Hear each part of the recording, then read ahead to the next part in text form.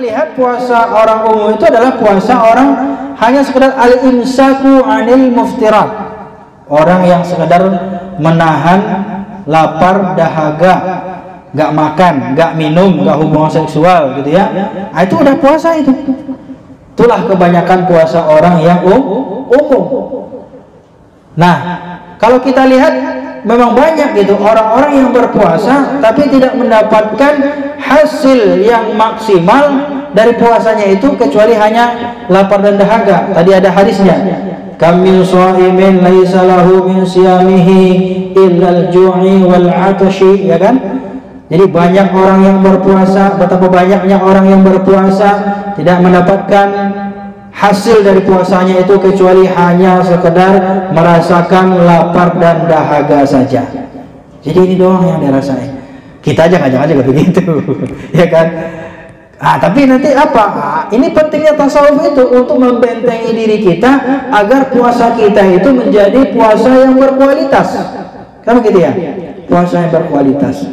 Nah, itu nanti kita lihat puasanya VIP dan VVIP itu. Nah, nanti level mana kita gitu ya.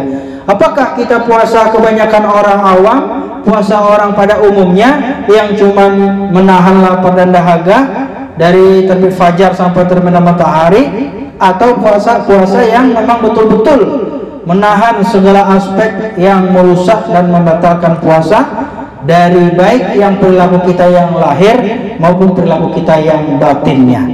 Dan apalagi puasa yang khusus VIP itu adalah puasa yang menahan lapar dan dahaga, kemudian menahan apa? Menahan apa? Nafsu. Apalagi? Serakah. Ya, nafsu serakah, macam-macam lah. Ya, omongannya, ucapannya, kemudian apa? Matanya.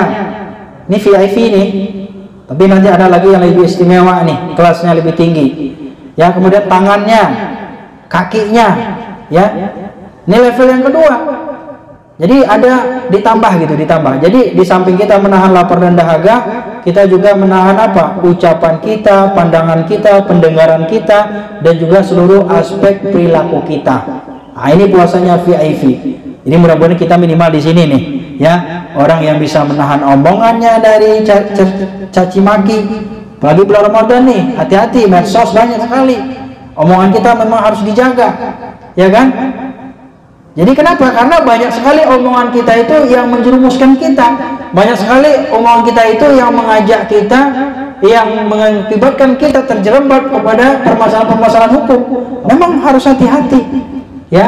Kenapa? Karena bisa saja mulut kita menjadi bumerang bagi kita. Status kita di medsos itu juga jadi masalah. Banyak sekali sekarang, ya, ujung-ujungnya diciduk, nangis gitu ya. Ya, berjanji tanda tangan pakai materai selesai gitu ya.